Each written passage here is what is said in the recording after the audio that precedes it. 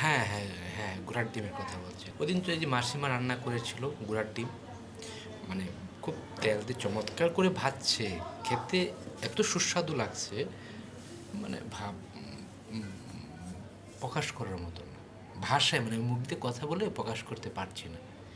চমৎকার টেস্টি ছিল ডিম। হ্যাঁ, বড় সাইজের ছিল ডিমটা, অনেকটা বড় ছিল।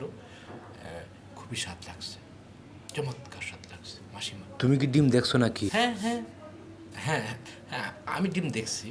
ডিমটাও একটু বড় ছিল। রংটা কেমন ছিল? কিছুটা কিছুটা নীল ছিল, বেশি না, কিছুটা নীল ছিল। কেমন বড় ছিল? হ্যাঁ, এতটুকু বড় হবে। হ্যাঁ, তুমি নিয়ে আসছো? হ্যাঁ, আমি মাসিমাকে দিয়ে আসছি। হ্যাঁ, বাজার থেকে আমি নিয়ে আসছি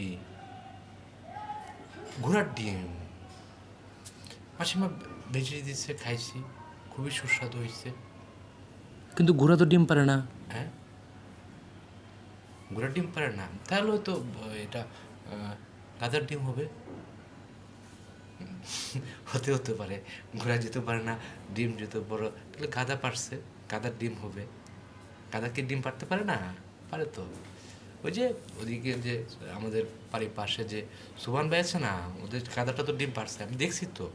ওই গাধাটার ডিমও আমি দেখছি। হ্যাঁ, হ্যাঁ, পারছে পারছে। হ্যাঁ, গাধাও তো ডিম পারে না।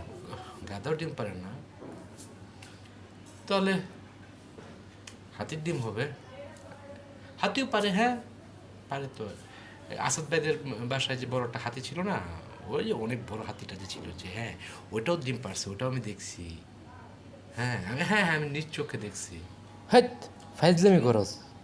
হাতিও তো ডিম পারে না। হাতিও ডিম পারে না, হবে হয়তো। আমি আসলে বুঝি না তো।